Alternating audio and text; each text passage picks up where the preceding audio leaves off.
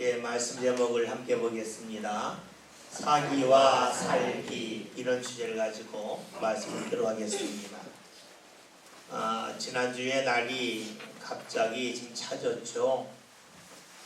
날이 차지니까 집에서 잠을 잤는데 조금 서늘했어요.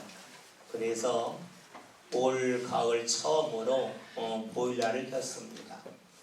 보일러를 켰더니 지금 집이 좀 훈훈해져서 활동하기도 좀 좋았고 잠도 잘 잘 수 있었습니다.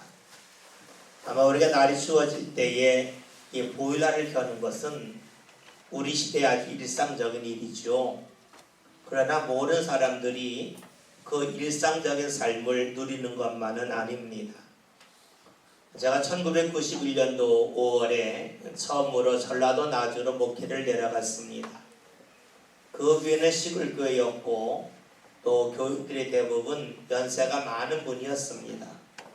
교인도 많지 않은 데다가 대부분들이 초신자라서 교회가 넉넉하지 못하였습니다.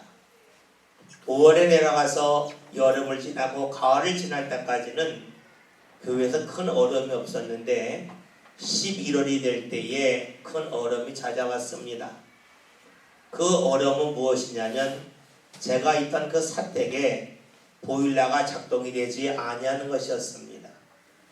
교회가 좀 넉넉하다면 그냥 보일러를 고치면 될 터인데 교회 형편이 넉넉하지 못하여서 보일러를 고칠 수가 없었습니다. 기름 보일러도 아니고 연탄 보일러였는데 고치려면 많은 돈이 든다 그래서 차마 고치지를 못했습니다. 그의 겨울에 그냥 냉방에서 한 겨울을 지내랬습니다. 잠을 자기 전에 내복을 입고 거기에다가 잠바를 입고 또 이불 속에 들어가서 막 달리기 연습을 합니다. 몸이 좀 훈훈해지죠. 그러면 두툼한 담요를 덮고 잠을 자면서 한 겨울을 보냈습니다. 그리고 나서 그 다음에 여름에야 비로소 교회 재정을 가지고 보일러를 고칠 수가 있었습니다. 보일러를 고치는데 돈이 드니까 돈이 없어서 어쩔 수 없이 기다릴 수밖에 없었습니다. 돈이 있었다면 바로 고쳤겠지만 돈이 부족하니까 돈을 조금씩 모아서 어느 정도 돈이 쌓인 다음에 비로소 보일러를 고칠 수가 있었습니다. 우리의 삶이 이와 유사하다고 볼 수가 있습니다. 우리가 원하는 것 중에는 쉽게 살 수 있는 것이 있습니다. 당장 지갑에 있는 돈을 빼서 살 수 있는 것이 있습니다. 그러나 때로는 자신이 그토록 원하는 것이지만 지금의 형편으로는 살 수가 없고 돈을 계속해서 모으고 저축해야만 살 수 있는 것이 있죠. 아마 여러분들이 집을 장만하셨다면 그 집을 한 번에 사시는 분보다는 오랫동안 저금을 하고 또 아끼어서 돈을 모은 후에 집을 구입했을 것입니다. 여러분 그렇습니다.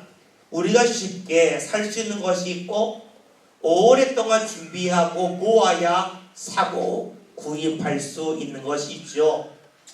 귀한 것일수록 쉽게 사기가 어렵습니다.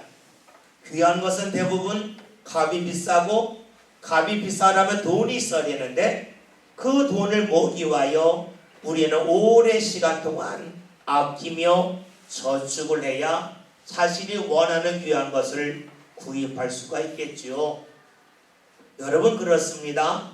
귀한 것이라고 하는 것은 오랫동안 내가 아끼고 또 오랫동안 그 일을 지속해야만 모아서 구입할 수가 있습니다. 세상의 모든 것이 역시 그러하죠. 자신이 원하는 꿈이 있는데 그 꿈 중에는 아주 가볍고 작은 꿈이 있죠. 음료수 사 먹고 싶다. 바로 살 수 있습니다.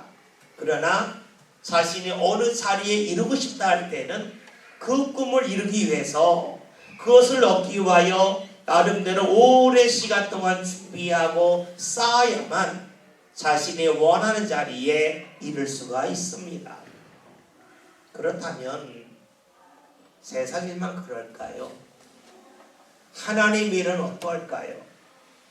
하나님이 우리를 대하실 때에 우리에게 무언가 하나님의 은혜를 주시고 하늘의 것을 주시는데 그냥 주실까요? 아니면 우리가 무언가 준비해야 하늘의 것을 얻을 수 있을까요? 여러분, 세상에서는 돈이 있으면 물건을 구입할 수가 있고 내가 원하는 것을 얻을 수가 있습니다. 그러나 하늘의 것, 하나님의 것은 아무리 돈이 많이 있달지라도 그것을 얻을 수도 없고 구할 수도 없지요. 왜냐하면 사람들은 돈을 보지만 하나님은 돈을 보시는 것이 아니기 때문입니다. 그러면 하나님이 무엇을 보십니까? 우리가 잘 아는 것처럼 하나님은 우리의 믿음을 보십니다. 우리의 믿음을 보시고 하늘의 것을 우리에게 허락하시고 하늘의 것을 우리가 얻을 수 있도록 인도해 주시지요. 여러분, 그렇다면 믿음이 있어야 하늘의 것을 얻을 수가 있는데 하나님께서 우리에게 귀한 은혜, 더 풍성한 은혜를 주실 때에는 무엇이 필요할까요? 한순간의 믿음을 통하여 얻을 수 있을까요? 아니면 오랜 시간 동안 믿음이 쌓이고 쌓여야만 하나님이 허락하시는 귀한 것을 우리가 얻을 수 있을까요? 우리는 세상살이를 통하여 그 답을 쉽게 알 수 있습니다. 귀한 것일수록 한 번에 구할 수 없습니다. 오랫동안 자신이 아끼고 또 모아야만 된다는 것이지요. 여러분, 돈을 모을 때에는 시간만 지난다고 저절로 모아지지가 않습니다. 돈을 모으려면 내가 하고 싶은 것, 내가 쓰고 싶은 것을 하지 아니해야 돈을 모을 수가 있겠죠. 자신이 원하는 것을 포기하는 그 모습이 계속해서 이어져야만 돈이 쌓여요. 돈이 쌓이면 자신이 원하는 것을 얻을 수가 있겠죠. 그러면 믿음은 언제 쌓일까요? 물론 시간이 지나야 믿음이 쌓입니다. 그러나 시간이 지난다고만 해서 저절로 믿음이 쌓이진 않겠죠. 우리가 하나님 앞에서 내가 하고 싶은 것, 내가 원하는 것을 하나하나 내려놓고 포기하면서 주님을 계속해서 바라볼 때에 믿음이 쌓이게 됩니다. 그리고 믿음이 쌓일 때 비로소 하나님께서는 하늘의 귀한 것을 우리에게 허락해 주십니다. 여러분, 그렇다면 어떻게 해야 우리 삶 가운데 믿음이 쌓일 수 있을까요? 무엇을 통하여 믿음이 쌓일까요? 오늘 성경에서는 믿음이 쌓일 수 있는 가장 좋은 방법을 우리에게 제시해주고 있는데 바로 기도입니다. 왜 기도를 통해서 우리의 믿음이 쌓일까요? 기도는 우리가 하나님 앞에 바라는 거죠. 하나님께 무언가 아뢰는 것이죠. 하나님과 대화하는 것입니다. 우리가 기도할 때는 그러기에 네 가지가 반드시 전제되어집니다. 첫째는 하나님이 계심을 믿는다는 겁니다. 하나님과 대화하려면 하나님이 계심을 믿어야지만 하나님과 대화하고 기도할 수가 있죠. 하나님이 계시지 않다고 여긴다면 누가 하나님하고 대화하며 기도하겠습니까? 기도할 때는 하나님의 계시다고는 전제가 있어요. 두 번째 무엇이냐면 내가 하나님과 대화할 때는 내가 무언가 아쉬움이 있으니까 하나님과 대화를 하는 겁니다.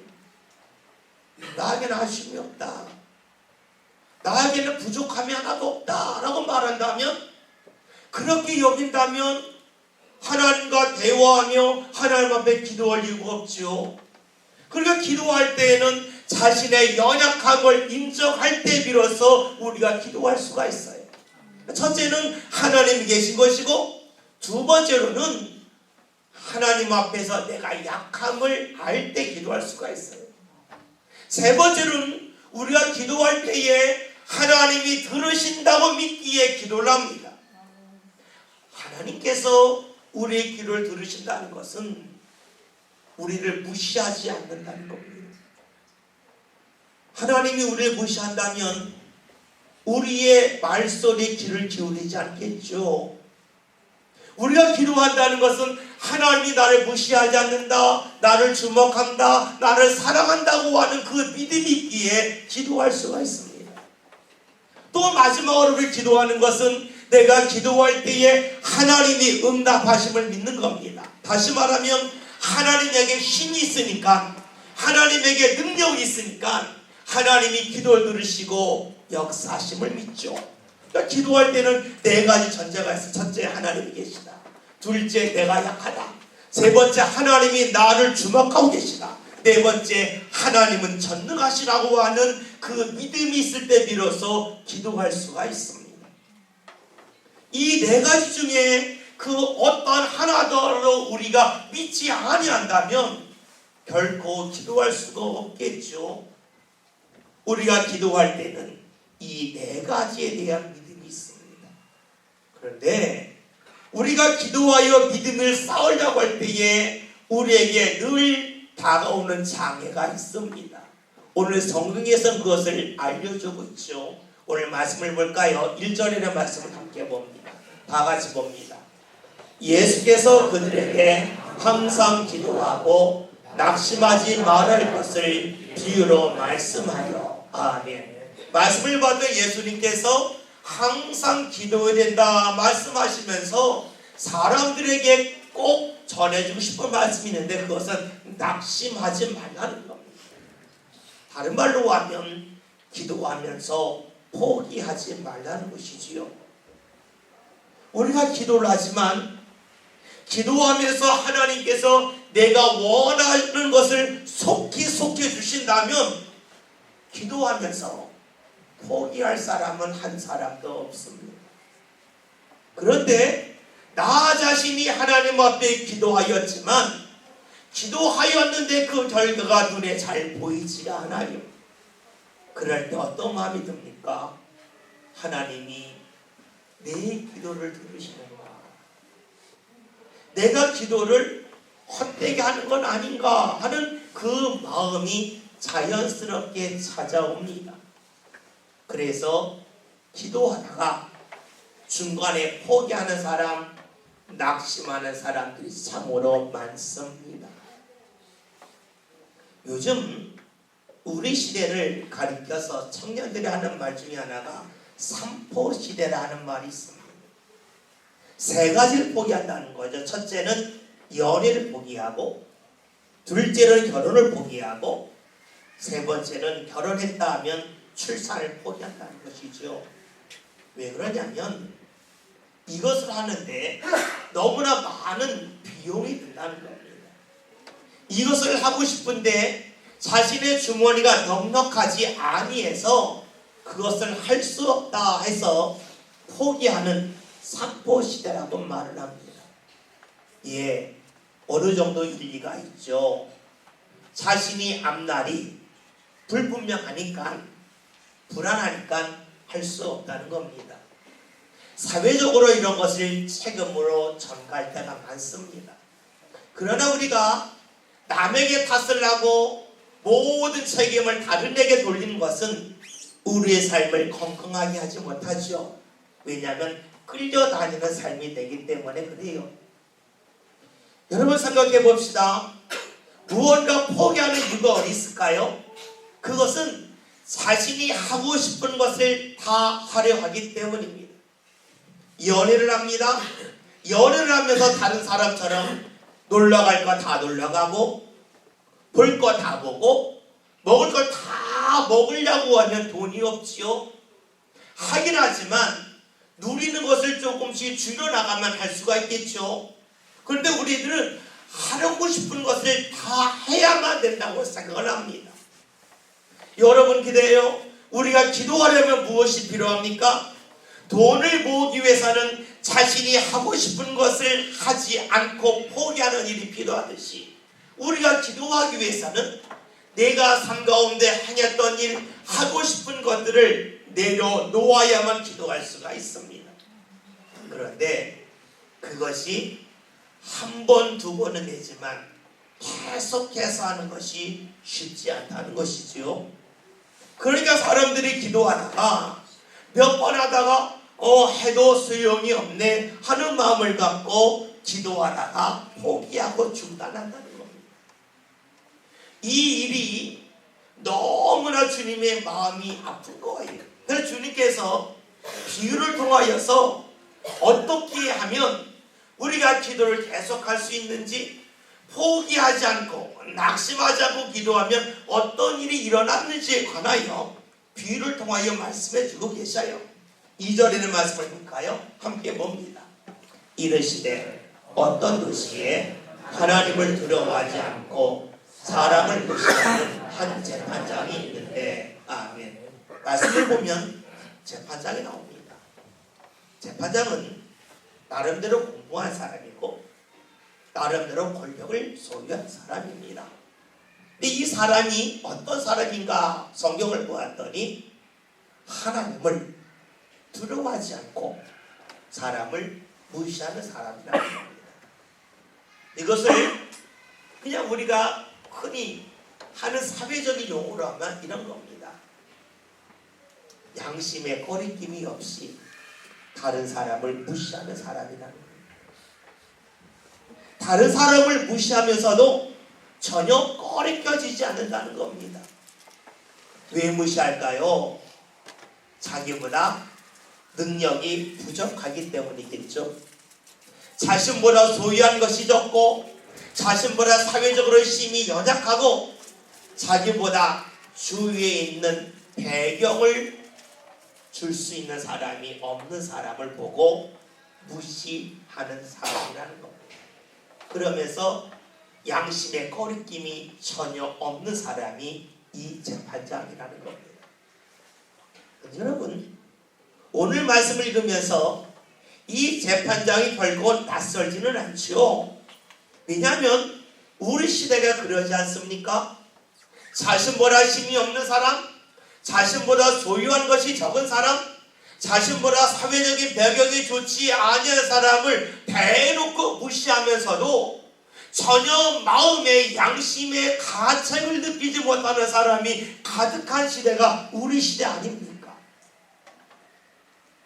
자신보다 힘이 있거나 자신보다 소유한 것이 많이 있으면 그 사람을 귀히 여기지만, 소유한 것이 많지 아니하면, 힘이 없으면 무시하면서도 전혀 양심의 가책을 받지 못하는 사람이 많은 것이 우리 시대의 모습입니다. 그런데 이런 재판장 앞에 한 사람이 찾아오죠. 말씀을 볼까요? 3절에는 말씀을 볼까요? 함께 봅니다.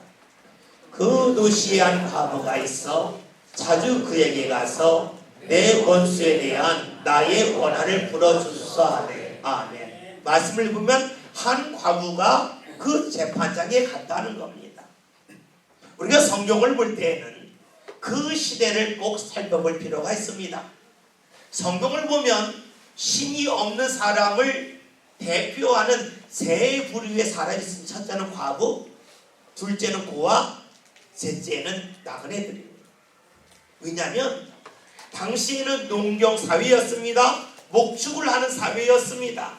그런데 모든 재산권이 남자에게 있습니다. 그래서 과부는 재산이 없어요. 아이들도 성년이 되기까지는 재산권을 행사할 수가 없습니다. 나그네들은 농사를 짓지 않기 때문에 일할 것이 없어서 다른 사람이 주는 것을 먹고 살아야 돼요. 그러니까 그 당시에 가장 힘이 없는 사람을 말할 때 과부와 고아와 나그네를 말합니다. 오죽하면 성경에서 예수님께서 보리떡 5개 물고기 2마리로 5,000명을 먹이셨다는 그 말씀 가운데 여자와 어린아이를 제외했다라고 성경이 기록하겠습니까? 과부는 힘이 없는 사람입니다. 힘이 있는 재판장이 볼 때에 이 과부는 주목할 대상이 전혀 아닙니다. 이런 과부를 무시한다 한들 전혀 양심의 꺼리낌을 받지 않는 것이 이 재판장의 모습이지요. 그런데 이 과부가 한 이야기가 뭐냐면 내 원수에 대한 나의 원한을 풀어주세요 라는 말씀입니다. 원한을 풀어달라는 것은 다른 말로 하면 무언가 바르지 못한 재판이 있었는데 그 재판을 바르게 해달라, 정의를 세워달라, 그런 뜻입니다. 무조건 자기 편에 서서 자신을 변호해달라는 것이 아니라 삐뚤어진 것을 바로 잡아달라고 말을 하는 겁니다. 그런데 이 재판장이 볼 때에 과부는 무시할 대상입니다. 힘이 없습니다. 그리고 이 과부가 올 때 혹여나 사회적으로 유력한 사람이나 돈이 많은 사람을 데리고 와서 이야기한다면 귀를 기울이겠지만 혼자 와서 도와달라고 하니 이 재판장의 입장에서는 전혀 신경도 쓰이지 않고 무시하는 것이 당연한 여자였습니다.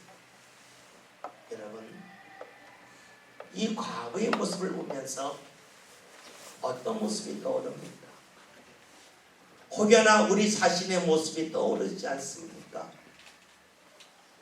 나 자신이 배운 것이 다른 사람보다 많지 않아서, 내가 소유한 것이 많지 않아서, 그리고 내 주위에 나를 밀어주는 사람이 없어서 나에게 기회조차 주어지지 않는 이 사회가 바로 이 과부가 처한 만난 재판장 아니겠습니까? 재판장이 이 과부를 거들떠보지 않습니다. 오늘 우리의 모습에도 그런 모습이 있겠죠. 무언가 하고 싶은데 우리에게 기회조차 주지 않는 그런 사회가 우리의 사회이기 때문입니다. 그래도 오늘 말씀을 보면 이 과거의 특징이 무엇이냐? 재판장에게 가긴 가는데 그냥 가는 것이 아니라 오늘 말씀처럼 자주 그 얘기 같다라고 말씀하고 있습니다. 계속해서 갔다는 겁니다. 왜 계속해서 갔을까요? 재판장이 듣지 않기 때문입니다. 만약에 이 과부가 자신을 도울 사람이 있다면 그 얘기 같겠죠. 그러나 자신을 도울 사람이 아무도 없어요. 그러니까 갈 대상은 재판장밖에 없어요. 거기에다가 자신의 모든 것을 모아서 재판장을 만나러 갑니다. 거절당합니다. 그러나 포기하지 않고 또 가고 또 갑니다. 왜냐하면 자신의 억울함을 풀어줄 수 있는 사람, 공정하지 못함을 바르게 잡아줄 사람은 오직 재판장밖에 없다고 여겼기 때문이지요. 이럴 때에 재판장에게 변화가 나타납니다. 그 변화가 무엇일까요? 4절 5절 함께 봅니다. 다 같이 읽습니다.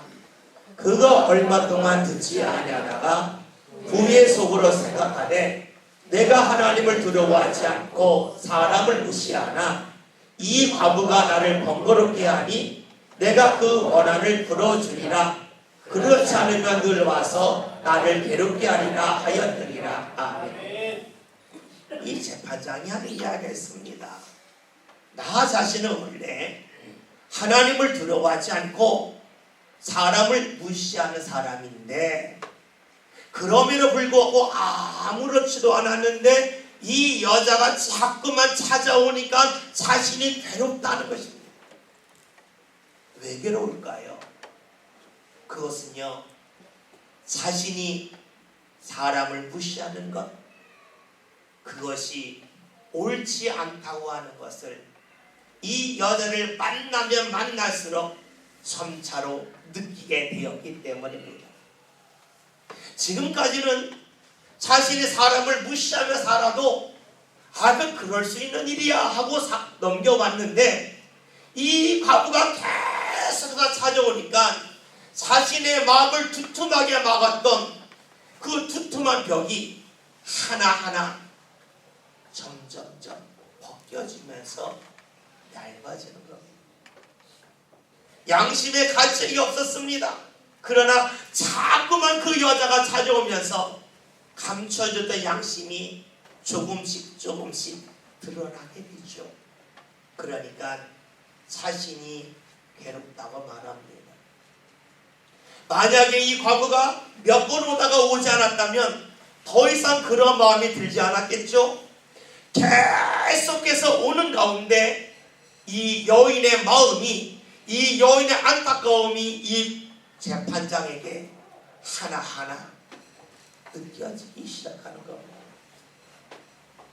살아가면서 우리는 많은 것을 경험하는데 그것 중에 하나가 내 것이 다른 사람에게 전달되기까지는 시간이 필요하다는 것이지요.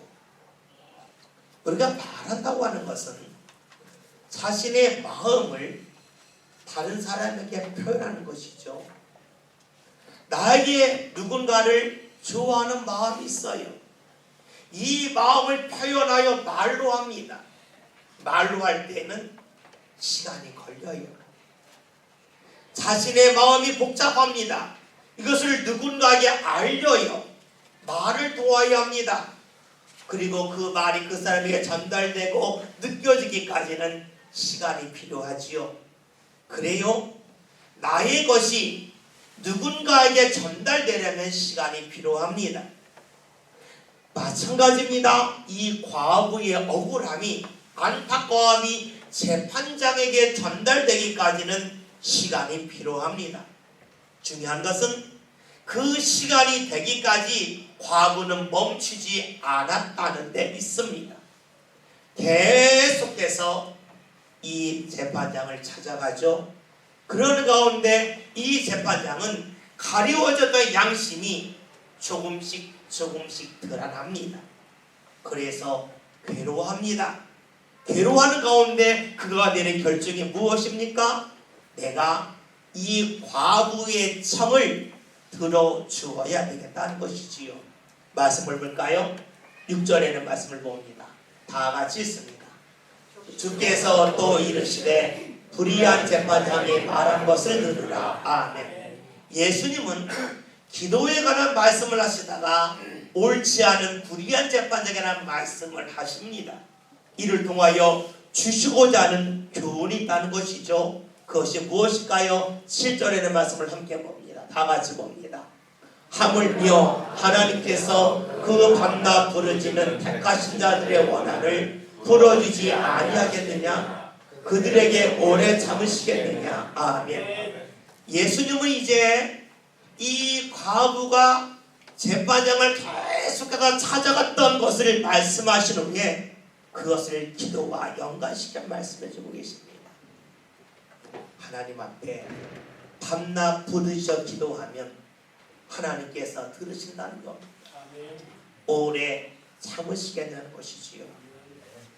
우리는 이 말씀을 읽으면서 이런 질문을 할 수가 있습니다. 하나님이 왜 우리에게 그냥 기도하면 듣지 아니하시고 밤낮 기도해야 들으십니까? 왜 하나님께서는 우리가 오랫동안 기도하기를 원하십니까? 라고 하는 질문을 자연스럽게 던질 수밖에 없습니다. 짧게 하면 안 됩니까? 왜 길게 오랫동안 기도해야 됩니까? 라는 질문을 던질 겁니다.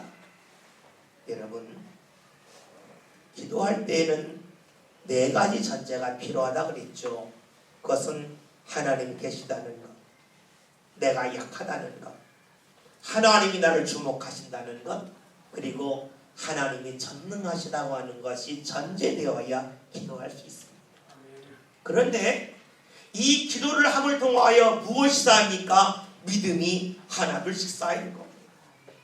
주님께서는 우리가 하나님 앞에서 믿음이 쌓이기를 원하고 계십니다. 왜 믿음이 쌓이기를 원하실까요? 믿음이 쌓여야만 우리가 믿음 가운데 흔들리지 아니할 수 있기 때문입니다. 혹여나 여러분들 빈 페트병 집에 갖고 계십니까? 빈 페트병을 물 위에 딱 올려놓으면 얼마 지나면 그 페트병이 탁 쓰러집니다. 물 가운데 둥둥 뜨다가 똑바로 세워놨던 페트병이 탁 쓰러집니다. 그런데 페트병 안에다가 물을 담습니다. 담으면 어떻게 될까요? 페트병이 쓰러지지 않습니다. 페트병에 물이 들어가면 들어갈수록 페트병은 단단하게 견고하게 서 있습니다. 물이 없으면 그냥 물에다 폭 쓰러지는데 물이 담기면 쓰러지지 않습니다. 여러분 그렇습니다. 우리가 주님 앞에 밤낮 기도하기를 주께서 원하시는 것은 그 기도함을 통하여서 우리의 믿음이 하나하나 쌓이면서 세상이 어떠한 물결을 친다 할지라도 우리의 믿음이 흔들리지 아니하기 때문입니다. 물질이 쌓여야 원하는 것을 얻을 수가 있습니다. 믿음이 쌓여야만 하나님의 것을 우리가 얻을 수가 있고 구할 수가 있습니다. 하나님의 것은 저절로 얻을 수 있는 것이 아닙니다. 믿음을 통하여 하나님께서 우리에게 무언가 은혜를 부어주십니다. 그러기에 예수님이 이렇게 말씀하시죠. 8절에는 말씀을 함께 봅니다. 다 같이 봅니다. 내가 너희에게 이르노니 속히 그 원한을 풀어주시리라. 그러나 인자 올 때에 세상에서 믿음을 보겠느냐 하시니라. 아멘. 그렇습니다. 인자이신 예수님이 오실 때 우리에게 믿음이 있는가를 보신다는 것이지요. 그 믿음이 있을 때 주님은 무엇을 하실까요? 우리의 원한을 풀어주신다는 겁니다. 다른 말로 하면 삶의 불공정함에서 벗어날 수 있도록 우리를 이끌어 주신다는 것입니다. 우리는 세상에서 돈이 없기 때문에, 배움이 부족하기 때문에, 배경이 좋지 않기 때문에 사별을 받을 때가 있고 길이 막힐 때가 너무나 많이 있지요. 그러나 하나님 앞에 기도할 때에 주님께서는 그 억울함을, 그 불공정함을 풀어주시겠다고 말씀하고 계십니다. 그것이 바로 주께서 믿음을 보시고 하시는 일이지요. 여러분에게 없는 것 때문에 삶이 힘들지요. 돈이 없어서, 배움이 많지 않아서, 배경이 조사를 힘들지요. 불공정하게 살아가고 계시지요. 그런데 주님께서 말씀하십니다. 전능하신 주님께서 하시는 말씀이 너희에게 믿음이 있으면 주께서 그 불공정함에서 벗어날 수 있도록 우리를 이끌어 주시겠다고 말씀하고 계십니다. 그 믿음은 기도를 통하여 쌓여집니다. 오늘 말씀 제목이 사기와 살기입니다. 여러분, 하나님의 것을 사기를 원하십니까? 하나님의 것을 얻기를 원하십니까? 그 길은 믿음에 있습니다. 믿음을 쌓아야만 하늘의 것을 얻을 수가 있습니다. 믿음을 쌓을 수 있는 가장 좋은 방법은 하나님의 계심을 인정하고 나의 연약함을 고백하고 하나님이 나를 주목하고 계시고 그 주목하신 하나님이 전능하심을 믿기에 기도하는 겁니다. 기도하는 사람이 믿음이 쌓이고 하늘의 것을 얻을 수가 있습니다. 하늘의 것을 얻을 때에 하나님은 우리 삶 가운데 주의 은혜를 베풀어 주셔서 우리로 하여금 은혜 가운데 살 수 있는 길을 열어 주십니다. 그렇습니다. 기도를 통한 믿음이 하늘의 것을 사게 합니다. 그리고 그 기도를 통하여 하나님의 주시는 은혜 가운데 우리가 살아갈 수가 있습니다. 여러분, 믿음을 삽시다. 믿음을 사기 위하여, 믿음을 쌓기 위하여 여러분 기도하는 일, 하나님이 살아계시고 내가 연약하며 하나님이 나를 주목하고 계시고 그 하나님이 전능하심을 믿고 꼭 기도하는 저와 여러분이 될 수 있길 바라겠습니다. 기도함에 있어서 밤낮 부르시는 말씀, 기도를 쌓으라는 말씀을 꼭 잊지 맙시다. 페트병에 물이 있으면 그 페트병은 쓰러지지 않지만 물이 없으면 쓰러집니다. 믿음이 쌓이면 우리는 쓰러지지 않습니다. 은혜 가운데 살 수 있습니다. 기도하는 가운데 하늘의 것을 사고 그리고 주의 은혜 가운데 살아가는 모습이 저와 여러분들 삶 가운데 날마다 임할 수 주의 이름으로 기원드립니다. 기도합니다. 하나님, 오늘 저희들이 이 세상을 살아가면서 믿음 가운데 살아서 하늘의 것을 얻고 사기를 원합니다. 기도하는 성도를 되게 하여 주시어 하늘의 것을 얻는 성도를 되게 하여 주시고 하늘의 것이 임하여서 하나님의 은혜 가운데 살아가는 모든 성도들이 되게 하여 주옵소서. 예수님의 이름으로 기도하였습니다. 아멘.